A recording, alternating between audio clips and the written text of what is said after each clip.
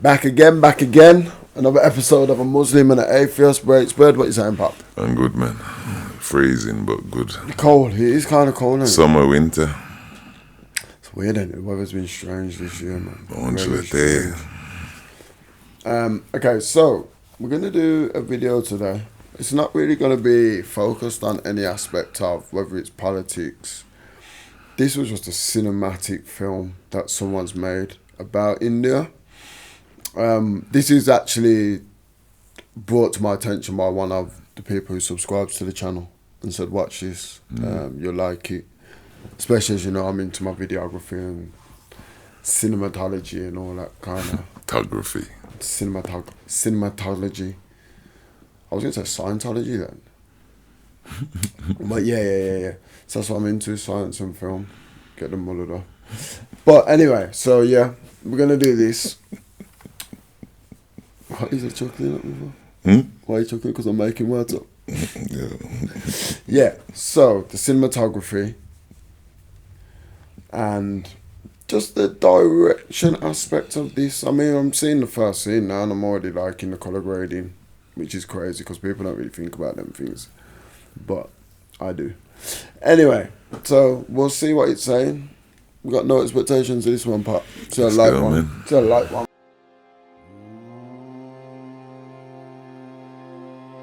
What exactly is India? Some have labeled it as a life-changing escapade, and few have deemed it as an alteration of outlook. Regardless, all have sensed the profound impact it has on them. People come to India as one person and leave as another. Therefore, be assured that whatever your current situation or quest may be, India holds some array of opportunities and experiences for you to explore.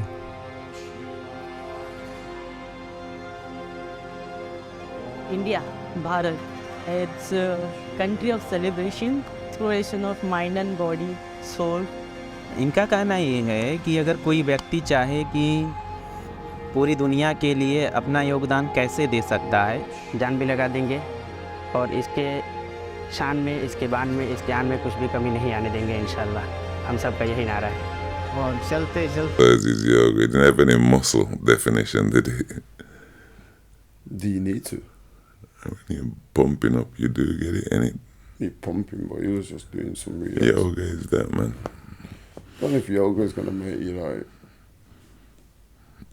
Ain't it like a swimmer? He builds swimming muscles. Yeah, well, I know a bag of people who do yoga and they don't look like they got no muscles. Doesn't mean that their muscles aren't strong, that they have got. But they're not really tearing them and building them. They're not, so no. But besides that, anyway, the shots in this are sick, ain't it? Like the drone shots are amazing. And just even like the golden ratio scenes, you know, we had them 4 men standing. Then just the way they filmed it. It's wicked, man. This is a nice film, man. I wonder if this guy is like making films just care. Sick. Had a big budget. Had a big budget. So I've been asked to visit India many times. So I knew that eventually it needed... What do you think a big budget is?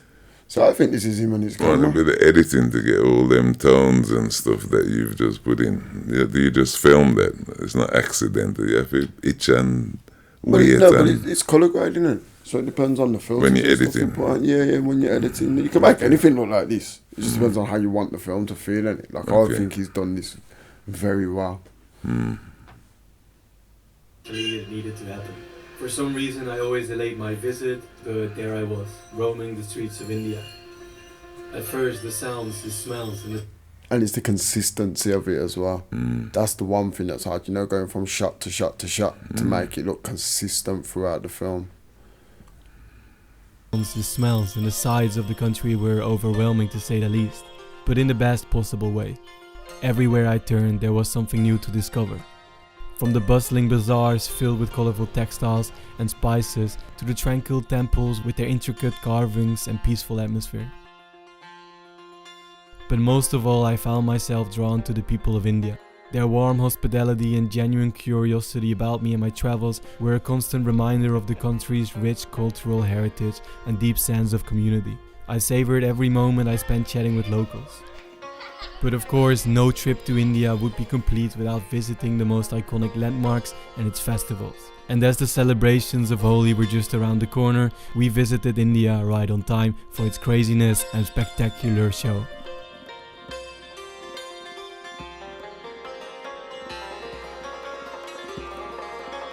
And as the sun rose higher and we entered the streets, we could notice the city of Jaipur filled with laughter, music and excitement.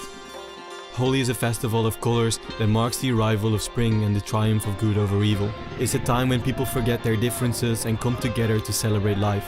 And this is exactly something we were about to embrace to its fullest, period. I mean, come on, I've had my parties in life, but this was next level. And beyond the chaos, I could see the genuine warmth and hospitality of the Indian people.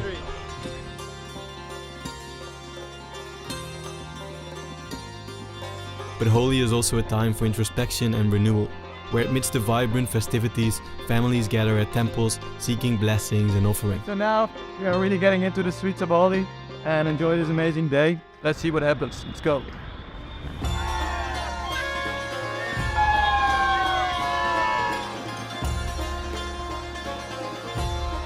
I like to do Holi.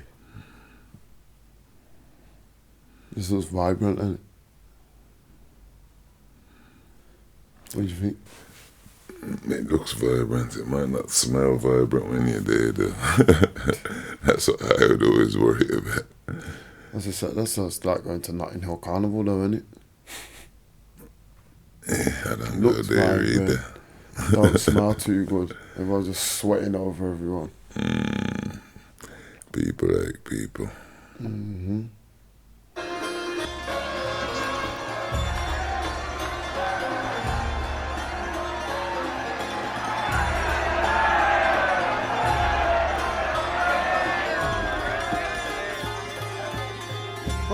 Probably my favorite festival I've ever been Bro, to. it's amazing.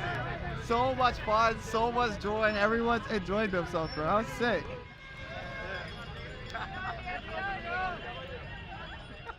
After days of the colorful Holi festival, it was refreshing to slow down a bit. India is the oldest civilization on earth, yet it's still so full of life and tradition. You can see evidence of the country's ancient past mingling with its vibrant present. In my eyes, it's this fusion of old and new that makes India so unique and endlessly fascinating. The only truth... Sorry, what was that? Is what new? Taj Mahal. Is it new? Mm. No. It's old now, and it just looks in mint condition Oh, still. it's incredible. It's probably one of the... When did they build it? Couldn't tell you. It's new in terms of Wouldn't a tell couple you. of 100 years old in contrast to thousands. A couple of 100 years. Yeah, so you're talking 1632. Okay, a couple more than I thought. Mm. But that's bloody incredible. 16, and it's still standing up bossy like they built it last week. I honestly think that's probably the best thing I've seen, like in terms of like architecture, beauty. I'm trying to think of all the places I've been. Like when I went to see Christ Redeemer, it was alright. Pyramids. Pyramids were fascinating. Chunk of metal in Brazil. Yeah, the Christ thing, the big Christ thing. Well, yeah, that chunk of metal. Pyramids were alright, Eiffel Tower was alright. But the pyramids have been stripped. The pyramids used to look like how Taj Mahal looks. Well, this is what I'm saying to you, innit? So, but they've obviously been there a lot longer as well, innit? Absolutely. So you can say that, like, yeah. And don't get me wrong, they were incredible to see as well. I'm just talking about realistically, when I went to see Taj Mahal, it was kind of like... size, scope and everything. It just didn't... See how you just seen it then and you're like, is that new? Like, that's exactly... It looks brand new. That's like, how the pyramids look too. Yeah. But what I'm saying is... stripped it all off. But they don't look like that now. Yeah. So that's irrelevant. What I'm saying since to you is conquest. go there. That's how it is now. They maintain that. It's what I say. Some of the things I don't fully. Why would the English, whilst they're stripping the country, still allow things like, they could have plundered that. And I don't think there's any wealth in it though. What's the wealth? Just the physical building. Yeah. It's it's just the building. I don't know if there's anything like when I went in there. It's just like I don't know, like a prayer room. Mausoleum. Yeah. But yeah, mad, beautiful. It literally looks like it's on a green screen when the sky is shining blue, just perfect blue. It don't look real. Mad thing. Definitely, let's go back and see that. You only truly experience a country when you experience its people. Our world is changing, sometimes for the better, sometimes for the worse. I agree with that as well. So when people say, yeah, I went here, I'm like, well, what did you do? And it's like, oh, we just went to an all-inclusive. I'm like, well, you never went there then, innit? So, what did you do for a week in Egypt? We stayed in a hotel. We didn't really go to Egypt, then, did you? You could have been anywhere. Do you know what I mean? It's one of them weird things. We were like, nah, but we stayed in a hotel. We done. Alright, you took one tourist trip out. That's great, but you never really see. They go on the hotel organised trip. Yeah, the one hotel organised trip. That's not seeing the country to me. Like everywhere I've been, always try and like spar with someone from there. Or, Experience it. Yeah, man, go and see it, innit? And don't get me wrong, people can say, oh, but that's dangerous. Life's dangerous. That's what I was going to say, man. Like, you're never going to get the full enjoyment if you don't do that. You're just going to see what people are doing for real. That's like going to any area, even locally. If you go and you go inside a building, you don't see the area. You see the inside of the building, probably the room that you're in primarily. But you have to go out and go to bars, cafes, and to see the actual life. Yeah. Meet people that tell you what's happening and how it goes and share experiences. Exactly. But if we think about it, we see something that we can't deny, which is the fact that we're becoming more connected worldwide. The world is starting to understand that beyond some minor differences, we're all very similar. That's what my trips these days are all about, and traveling really does enhance this understanding. So as we visited India, we knew we wanted to learn more about its people. So what's that? Is there a wall in, what was that, China? What was that wall in? Don't go back, you can't go back. You didn't see it. I mean, I can't go back, but I can't No. But, they're saying then, like, everyone wants money. Do you think people do? Because I actually don't think people do. I think people like to think they want money, but I think people are just want to be comfortable, yes, but they don't really want money. Because a lot of people out here could get money, but they don't do nothing to get money. It's like a false illusion that That don't mean they don't want it. They want it. They just don't want to work for it. People work. It's just how you view it and how it rewards you back in it. You know, the advert where they've got a man gives something in his will to his grandson. He takes it to the what do you call it, second-hand shop. They say, all right, I'll give you $5 for it. He goes home, says, Dad, it's only worth $5. He says, take it to the auction. They go, they offer him $5 million for it because it's some rare thing. It's just where you're selling your thing in it ultimately. Your value is what you put and what you accept. This is what I said. Some people put other things ahead of the things that really matter. And it's often money, or the root of it is financial or social status or ego. Not a call.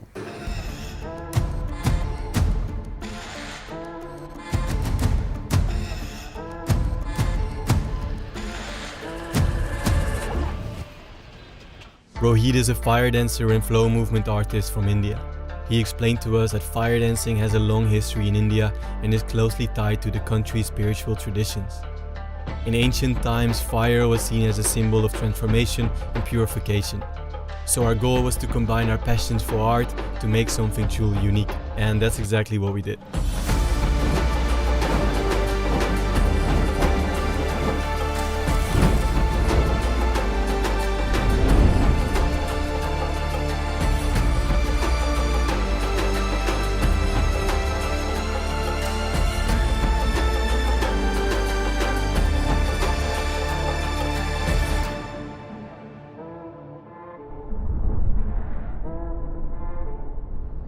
Have you ever heard of the saying, there's unity in diversity?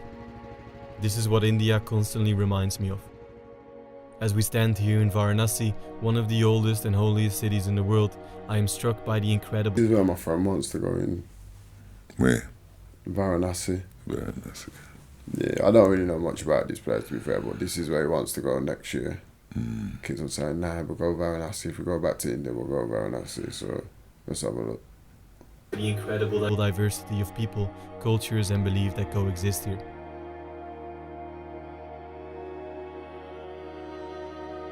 Varanasi is considered to be one of the oldest cities in the world, with a history that dates back more than 3,000 years. The city is located on the banks of the Ganges River, and it has been an important cultural and religious center since ancient times. In fact, the city is so old that it is often referred to as the Eternal City. It is believed that Lord Shiva, one of the most important deities in Hinduism, founded the city himself, making it an important pilgrimage site for Hindus from all over the world.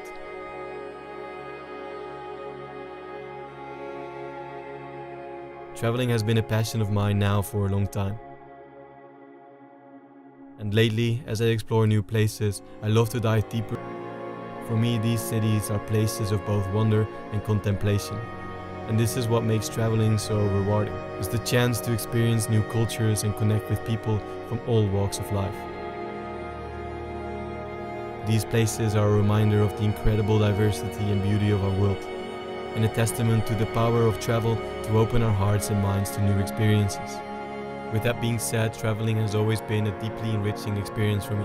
Whether it was trekking through the rugged mountains of Mongolia or exploring the vibrant markets of Indonesia. He does love these pan shots, and they are sick though. They're nice shots, they are good shots to be fair, but he does love them. I like them too. I like them too. Indonesia. Each new place I visit brings with it a wealth of new experiences and insights, from the fascinating cultures and traditions to the breathtaking landscapes and wildlife. But what I take home with me from these experiences is more than just memories and photos. It's a deeper appreciation for the world around us and a renewed sense of wonder and curiosity. And that's when we got to know about a new place all the way in the north of India. And after a couple of days of doubts, that's where we headed next. Hi, bro. Thanks for helping us. Hey, bro. Because I thought it was going to be warm here, but apparently it's going to be minus 16 degrees. So I'm not sure what to get. I think I'm just going to get some thermals, because I got a jacket with me. But where we're going to is going to be minus 16 degrees, so let's get a thermal. So we just got to Delhi. We spent the entire day in the car. So that's one day of traveling. Now 11:10. We've been waiting for 2 hours. Hopefully the bus comes, but it's definitely not on time. But yeah, we got 8 or 9 hours in this bus. So, bro, that was the longest drive ever. And all the roads at one point were all swirling like that, so I couldn't even sleep. But it's also very cold. Right, I'll admit it, I'm somewhat impulsive, but this level of spontaneity was even new to me. So obviously this is not going to be our drive for the next day, because obviously doing 9 hours in this car wouldn't work. Let's get to the taxi. Good morning, we're still on our way to the Key Monastery. But first we did 9 hours to get to Delhi, then we did 9 hours through the night. And yesterday we did 8 hours and now we're here. I unfortunately got very sick, so we didn't vlog yesterday evening when we got to the hotel. And we got 13 hours left in total, so I think 7 today and 6 tomorrow. Then we're finally there. So it's a day later again. We haven't advanced yet because yesterday we got stopped by the police and we need permission to go to the Key Monastery. We got 4 hours left. I remember in one of the videos you did a while back when you was like talking about they didn't have snow in India. We didn't think about what's it called in North India, like Kashmir and... They didn't have what in India? Snow. Snow? Because remember when the man was talking about then saying... Himalayas and all them things is near to India, innit? So them have snow. It's just high to the ground, innit? Them have mountain, them have snow. 7 today and 6 tomorrow. Then we're finally there. So it's a day later again. We haven't advanced yet because yesterday we got stopped by the police and we need permission to go to the Key Monastery. We got 4 hours left to go. We finally got permission, but our visa expires in 3 days. So we're going right now. Hopefully we can shoot tonight, and then tomorrow we leave again back to Delhi because we gotta catch our flight and make sure we don't stay in the country while not having a visa. So let's go. Alright, so we finally made it to Key Monastery. I cannot believe it. This morning we thought we were gonna return, but now we're actually here.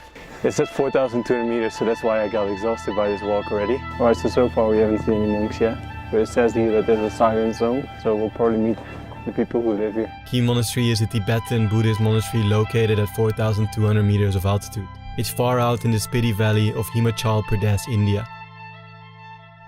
Its history, architecture, location and way of life are what makes this place so unique. A place so special is meant to be understood. However, unfortunately it took us 5 days to get here, so we were only able to stay for 3 hours before heading back. But I guess that's what traveling is all about sometimes. It's clear that Key Monastery is not just a physical place, but a living embodiment of the values and traditions of Tibetan Buddhism. It's a place where visitors can connect with something deeper and more profound than just the sights and sounds of a tourist attraction.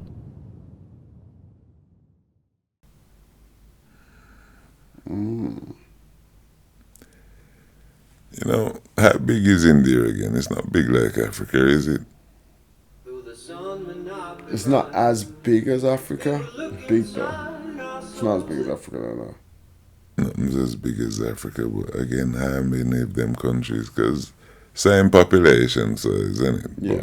But I'm sure it's about half the size of Africa. Is it the same? It's the same population size as China. Well, the three of them are big, young populations, isn't it? So bigger than anybody else as a one country. Let me just quickly answer this. India's 10% of Africa. That's all. And same population ish. Not substantive. I don't know about population. Give or take a bill. Africa is bigger than the land masses of the US, China, India, Mexico, Peru, France, Spain, Papua New Guinea, Sweden, Japan, Germany, Norway. All of them can Italy, go into Africa. New Zealand, the UK, Nepal, Bangladesh, and Greece put together. Mm-hmm. That's some size. Africa. It's smaller than the US, the United States. What? A lot smaller. India's a lot smaller than China, and a lot smaller than America as well, in terms of land mass. Is that North America or America? North America. And then, just quickly,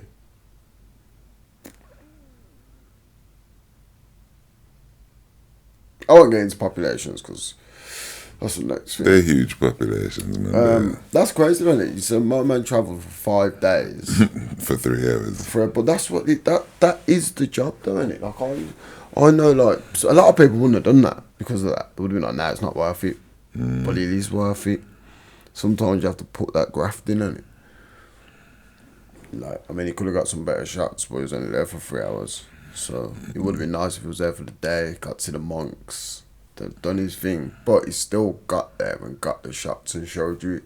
So it is worth it. I used to know a friend who did interviews. He did boxing interviews on it, up and down the country. And I used to speak to him. But he'd be leaving his house at 4 a.m. in the morning to drive to Scotland, interview someone for like an hour, to probably stop, have some food, and then drive back. I remember at the time, years ago, I used to say, like, that's not worth it. And he always used to say to me, no, it is worth it. Like, that's what you don't understand. Like, them things there are worth it. It's easy, and at everyone's reach, everyone's going to do it. But that's the difference, isn't it? I like that film. That was nice. Like I said, I like the colour grading. I like, even picked good music, to be fair. The music was good. It flowed. It was nice. Showed India. I only showed one aspect of India, of course. The aspect that he wanted to show. But that's his travelling, isn't it? But that's fine. It was real. Yeah, that's what I mean. It was real. It was raw. There are lots of aspects of India, I guess. You don't want to see some of them. No, exactly. But yeah, I like that. So I didn't expect this. A film by, was it? I can't remember his name. What was he didn't expect in the 3-hour thing, I guess. I don't think he expected to come back feeling enlightened, didn't it? But he loved everywhere else. I think he knew that part. But the only bit that got him was the 3 hours up in the mountains, North India. he can plan for that next time. He said it took him a long time to get there in the first place, and now he should be back next year. The way travel works. I think after we go to Africa next year, we should go to India. Definitely.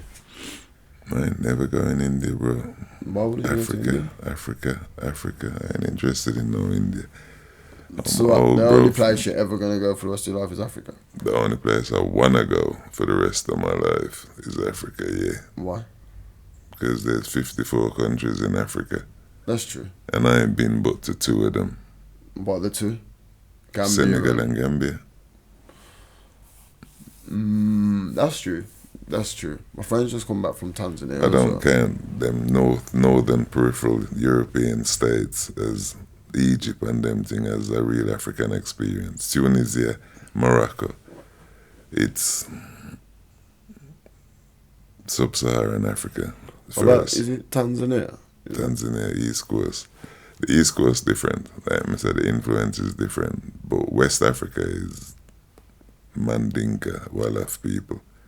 East Coast, like I say, you start to see the Asian mix, Ethiopian, Somalian, Djibouti, these people. You are right there. I mean, Africa's such a big place you can explore, but you shouldn't also not go and see other places. It's like weird because it's kind of like, well, the world's a big place, isn't it? It is. If you start young enough, you can fit it all in. That's true. You get me? But the reality is, I don't want to go to Africa. I want to finish in Africa. So to me, like I say, I want to live in Africa, you know, and be able to come on holiday to England in contrast to living in England and go on holiday to Africa. But this is the other thing, like, if you go to England, why would you come to England on holiday? Other than over to see your family. That's probably it. And get things. It's not that you buy some little rubbish in Africa, it's proper rubbish. You come to England, you buy one, they got standards here, so when you go back, it lasts and works as written on the pack. I don't know, man. I still think that you'd enjoy going to India. So I would. We would. We should definitely still do it. Well, I've been Turkey. I would go China, but I would go China because I don't see it as a holiday. There isn't anything that I actually want to see in China. I just know that there's a place down there that's going to give me something, I'll go and get it. But China, in terms of, do I want to see the Great Wall? Do I want to see people doing martial arts? Nah, not bothered. That's because you're old now. That's what that is. It's just old age. It's not fascinating, like I said. It's not fascinating. I'm aware of it already. I suppose if I went into a new Maybe that's the thing with the internet, and the internet's made everything so small that people think like they know things that they don't know. But you can't know everything. But then you can know stuff that other people don't know. Like I said, if your interest was, you know, let's call it Egyptology for a want of a word to say what it is, then when you look at the Americas, you're looking at Miami, Vegas and things. I'm looking where the pyramids are and why aren't they reporting this and stuff, you understand? So you have a different interest in it rather than not in it. Whereas for surface, my interest in America as a young person was lots of black communities, people's there, and you can do kind of what you do here and have a flex around, long drives, big cars, big roads. Don't like driving, don't like being on the road in a car for that long anyway. It's different when you're older. When I was younger, I would have gone for that as an excitement that's factor. obvious, isn't it? Like, obviously, your experience of travelling changes, isn't it? Like, You definitely. know. It's like I wouldn't go away now for the same reasons when I was going away when I was 20. It's kind of weird, actually, because I feel like when I was 20 going away, or in my 20s, I was actually probably moving like I was 30 or 40. Like, when I was 20, I was actually going to these, like, places and, like, soaking in the culture more, doing, like, you know, like I said, going to work in orphanages, doing all that kind of stuff. Whereas when I got to 30, don't know, I think I probably went more party destinations, and that's probably because more just work, innit? I feel like when you're 20, you ain't really got no stress, so you can do them things. When you're like 30, you're just banging out work 24/7. When you go away, you want to chill. Like, I don't really like, I used to feel like, I'm not a person who will sit on the beach on holiday. You know what I'm saying? That's not me. But relax and chill. I want to relax and chill now. Whether that's if I'm going to party or I'm going to see things. I don't know. It's more of a mix now, I'd say. But yeah, anyway, we're definitely going to go to India. We out. Peace.